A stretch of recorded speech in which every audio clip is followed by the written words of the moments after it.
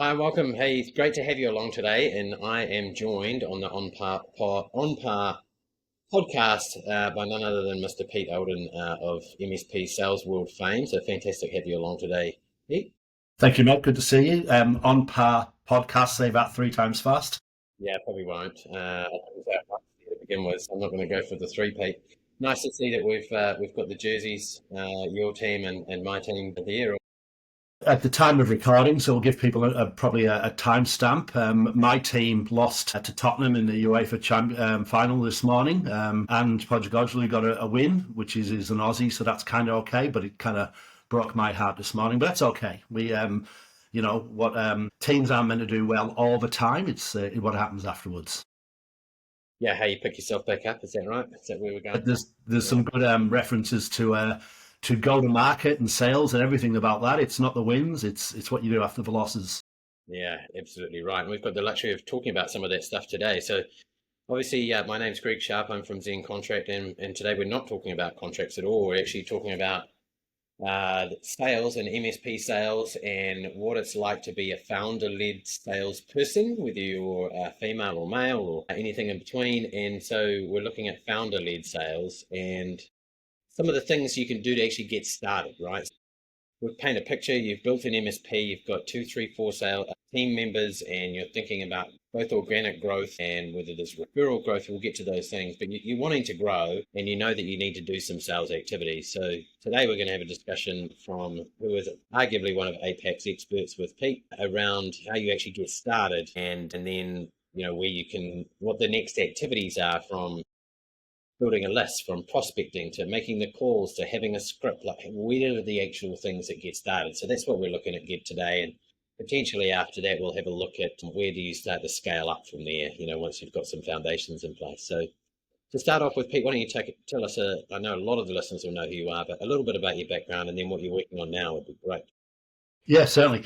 So obviously this is right in my wheelhouse, not only now, but it's been what I've lived in my DNA from day one. Always been in sales, always been in sales leadership. I was an MSP back in the day before we really had a name for it in the early noughties. And then from then on in, I've always been involved in the channel. So working with Dado and the likes, always working with MSPs, always working with that channel space, and really, have lived those challenges from owner-led sales, trying to build out a sales team.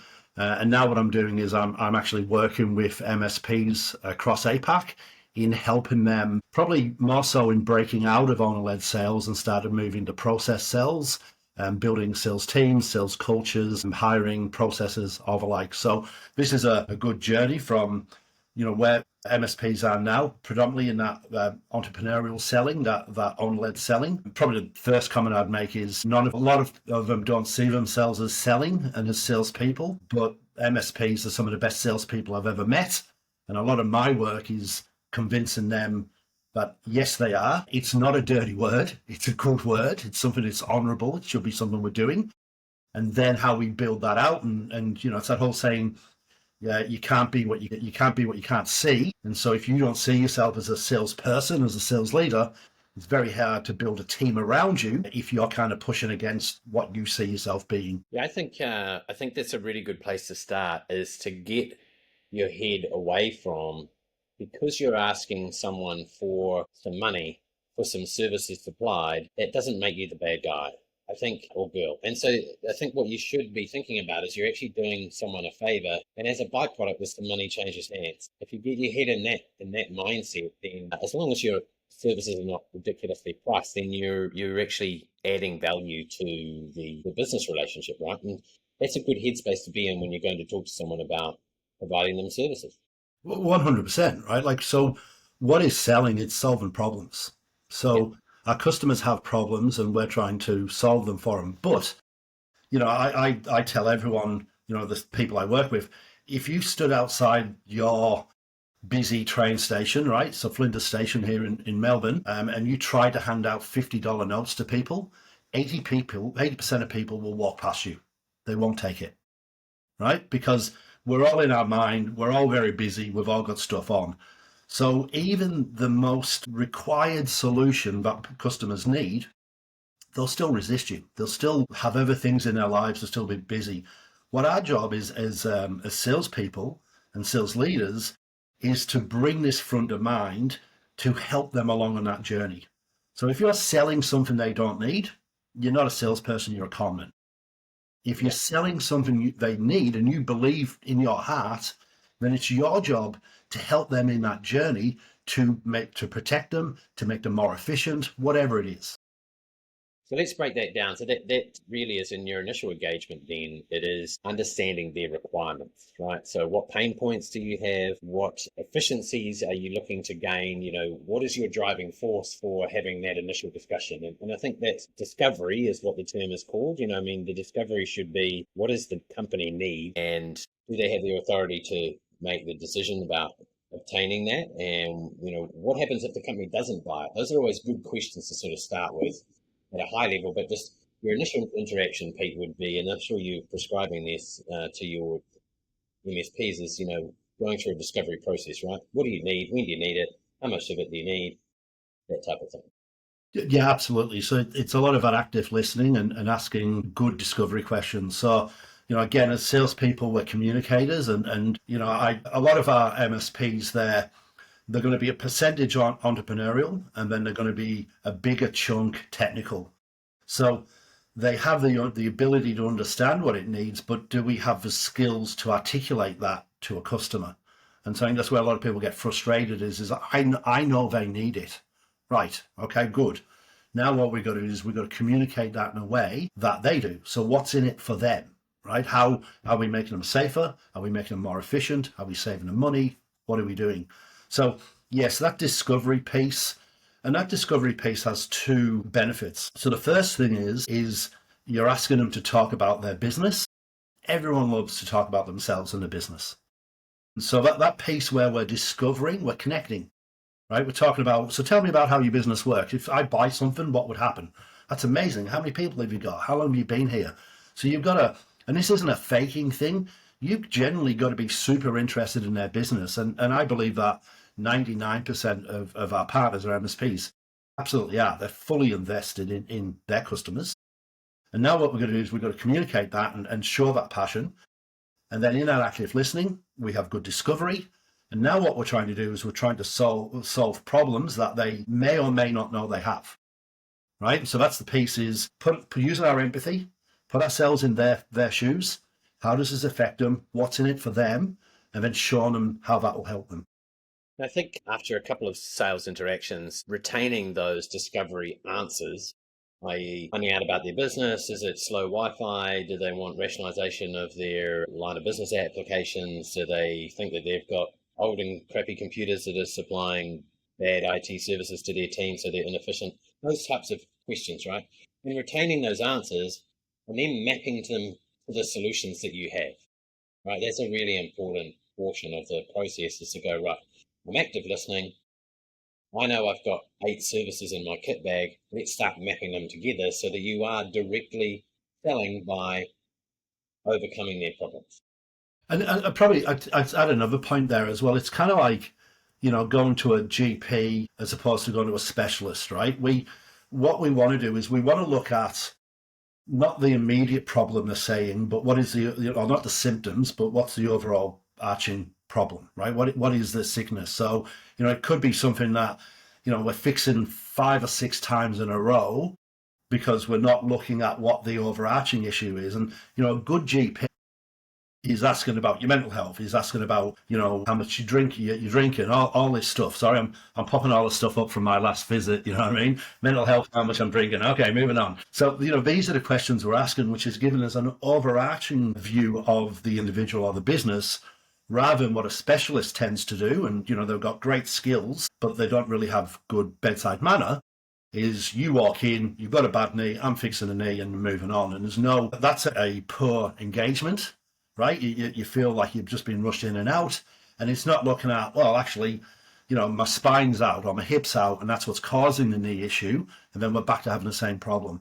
So I think MSPs are fantastic GPs in the sense of understanding the overall dramas in a business and looking at solving the causes rather than the symptoms. Right. And I would want to make the point that in this level of the interaction, which would definitely be in the first one, maybe two discussions, maybe the first one's on the phone, the second one's in person, is that you want to practice this art of active listening. So understanding and hearing what they have, repeating them back to them the problem. So it might be, I hear you, Mr. Customer, that you've got users complaining about not being able to get to the portal or the internet slow or whatever it is. And then so repeating that back to them and then starting to talk slowly. You don't want to lead too early because you've got to let the other person talk more. Try and think of a ratio of 2 to 1. Let them talk twice as much as you talking. 2 to 1. That's right. The ears to mouth. You got to, and then conveying that you have a solution for that. Yeah, I think as sorry, I'm not using my active 2 to 1 there. You please continue.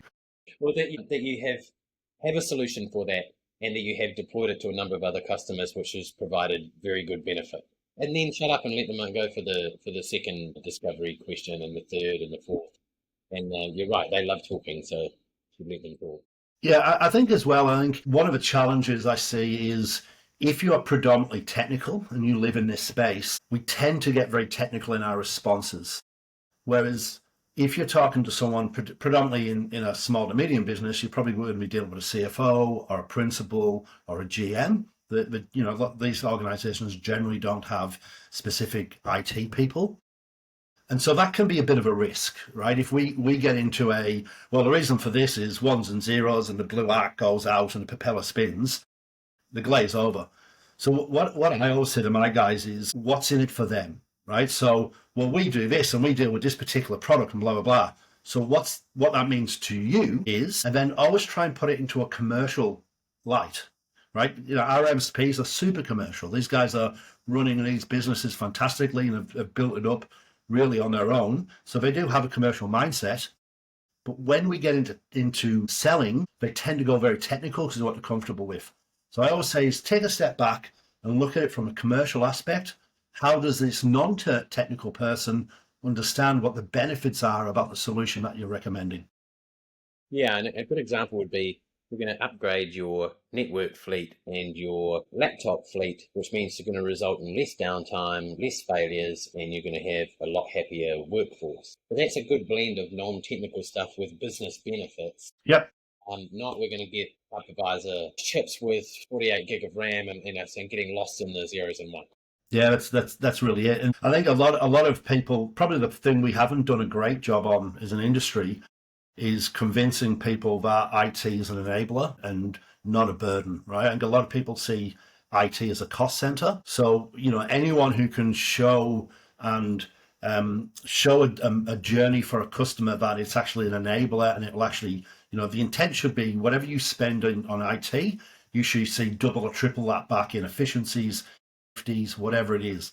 And that's the key. If you can do that and show them how it will make them money or save them money, then you're not going to have arguments about, well, this seems a bit dear, and you won't have any arguments about, well, the guy down the road can do it $10 cheaper.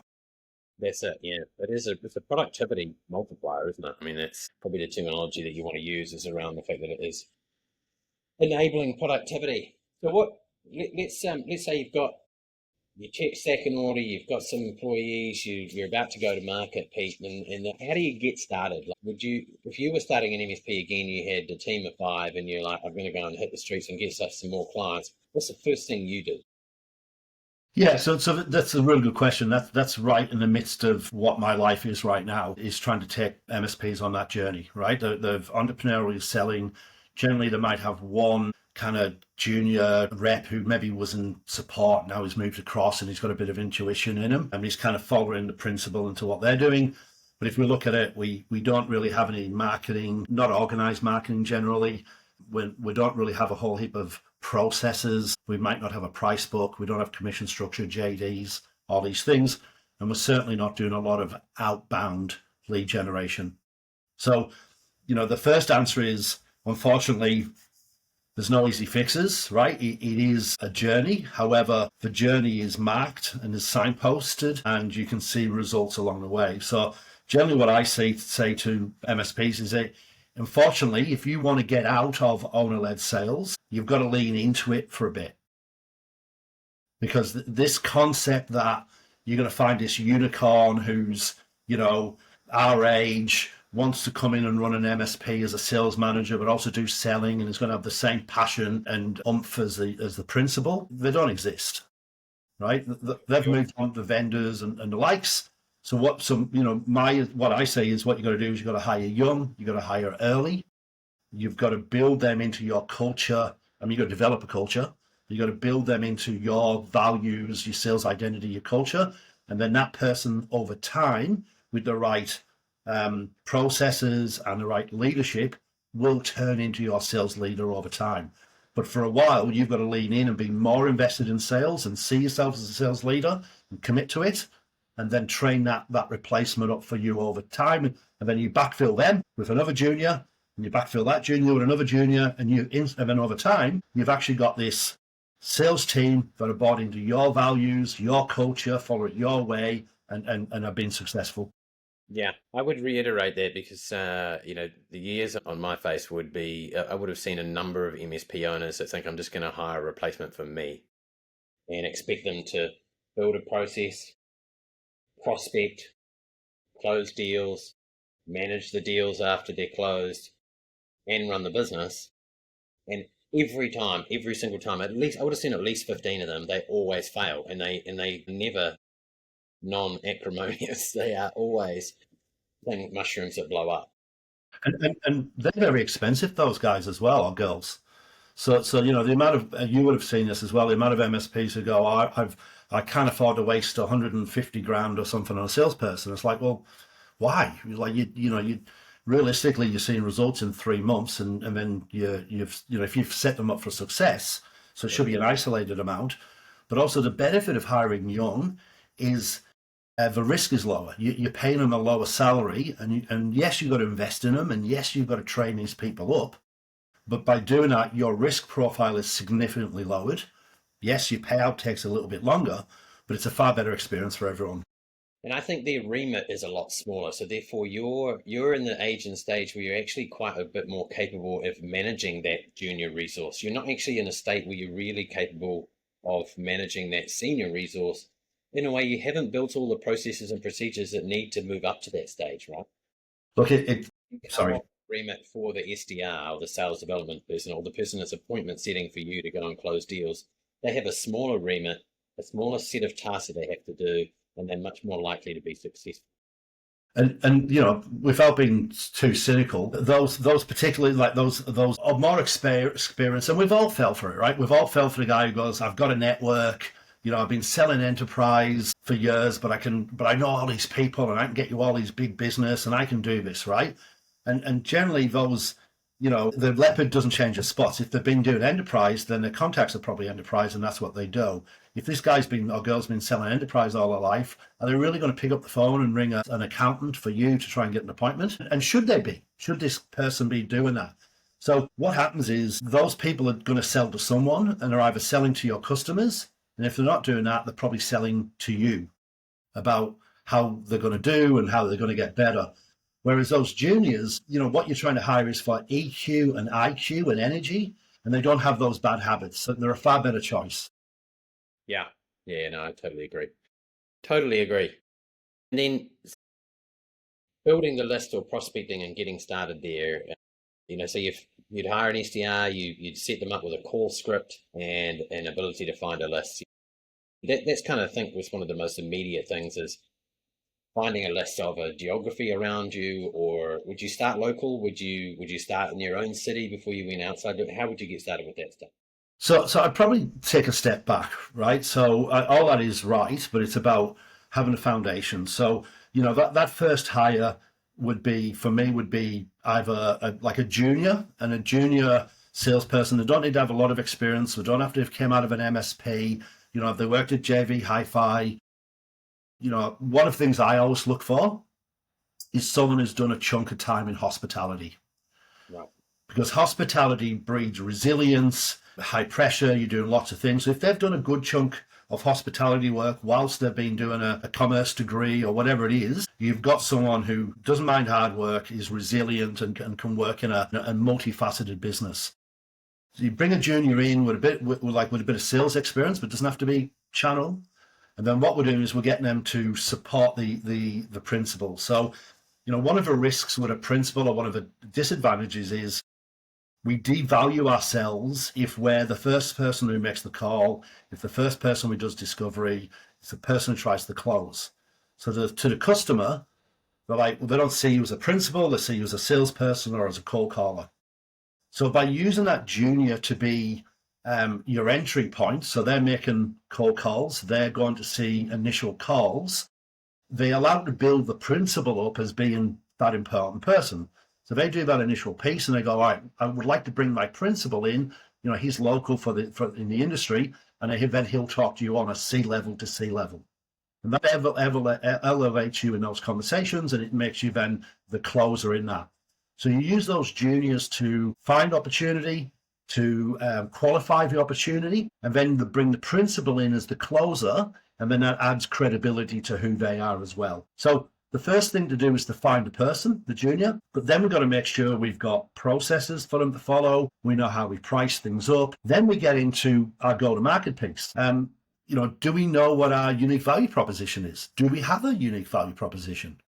What's our sales identity? So when we're going out to see these people, do we have a message that's different to everyone else? Because as MSPs, we tend to have the same thing, right? So what I hear is, we're local, our people are great. Okay, yep, fair enough, and no doubt, I'm sure they are, but every MSP's out there saying, we're local, our people are great. Yeah. So can we build a sales identity, and can we build a unique value proposition that gets you attention above everyone else? Yeah. And now once we've got that, now we can start looking at how to market. So now we've got people, we've got processes, we've got a sales identity and UVP.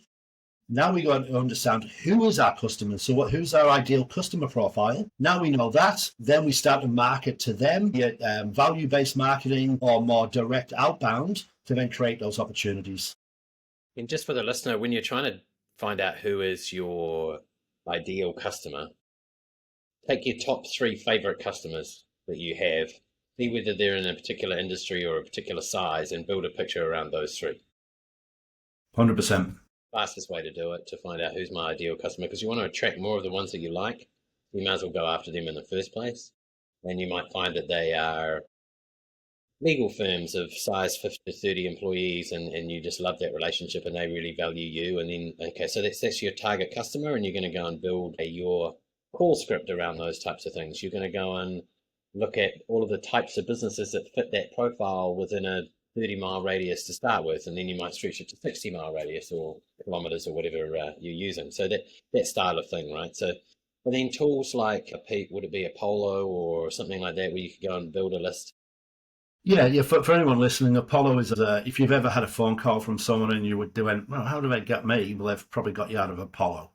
So Apollo is a database that has by vertical, by position, it's got all this information in. So exactly as you said, Greg, so the first thing for me is to understand who I want to go after, and more importantly, who I don't want to go after. One of the things I see with a lot of MSPs is they don't really know who they want and who they don't want. And so they end up with a lot of people they don't want. Yeah. We've all got customers like that. And if they don't meet your values, they're not where your expertise is, that's a tough marriage.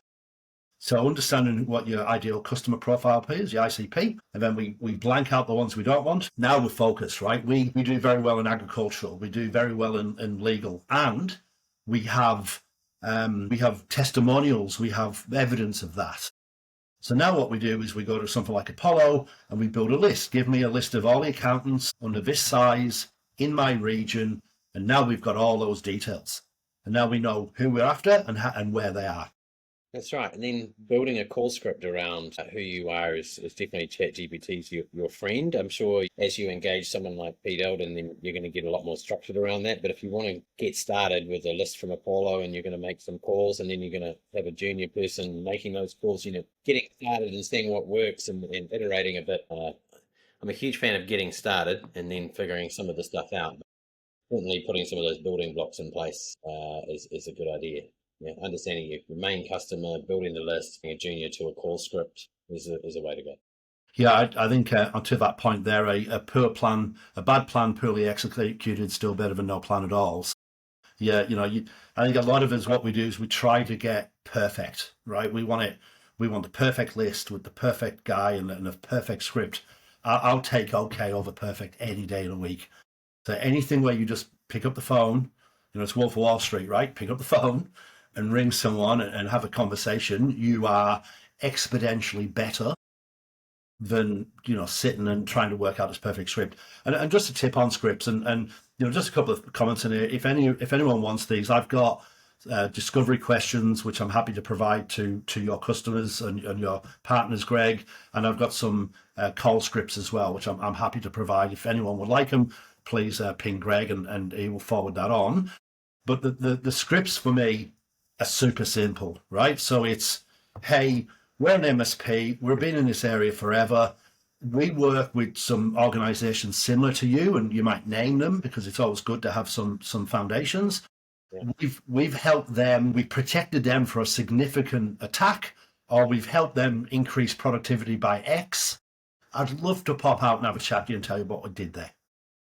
Yeah, that's it.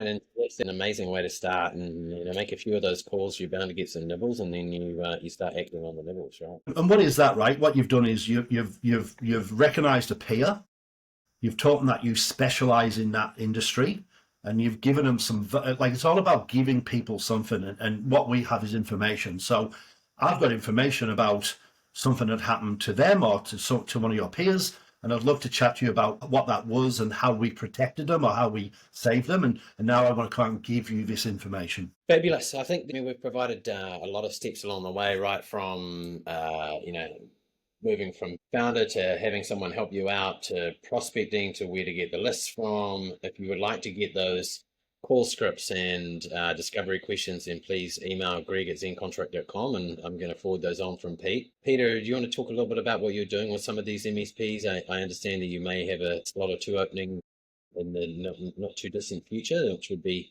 an amazing resource to have. Yeah, thanks. So, probably nearly 12 months ago now, I guess 10 months ago, I've started working with a number of MSPs around go-to-market advisory. So literally everything we've spoken about today is what we're supporting customers on. Because if you think about it, a lot of this stuff, people go, yeah, that makes sense. But if I could have done this by now, I probably would have. So the support's not in the thinking, it's in the doing. And from I do see myself as an advisory rather than a consultant because, I pitch myself as a personal trainer. So I'm going to make you uncomfortable. I'm going to get you stuff to do that's going to make you a little bit sore. But the idea is that we're going to get better over time and we're going to support you in these things. So things like, what is our unique value proposition? What is our sales identity? How do we build a culture? How do we build sales processes? How do we hire? And then how do we go to market? So the idea is that we support them, and I physically do that with them for a period with a view that eventually they can do it on their own. So if anyone is interested in anything we spoke about today and want to start that journey from owner-led selling, principal-led selling to process selling, certainly would love to have a chat and have a ton of information I can provide complimentary, which might help them on the way, or we can do something around an engagement. Oh, I don't know what happened there. Apologies. Yeah, that was for all our lip readers out there. So you can get me at peter.eldon@Ronan.GTM, and I'll get Greg to maybe put this at the bottom of the podcast so they can find me. Brilliant. Well, mate, thank you, mate. And certainly, if I was going to listen to someone about how to build an MSP, I'd be listening to you. You've done a fantastic job. So it's always a pleasure listening to yourself and helping. If the guys get one thing out of this, I'd say to them is lean in. You're a good salesperson. It's an honourable, noble profession, and be proud of it. Yeah, amen. Absolute pleasure. See you now. Thanks, guys.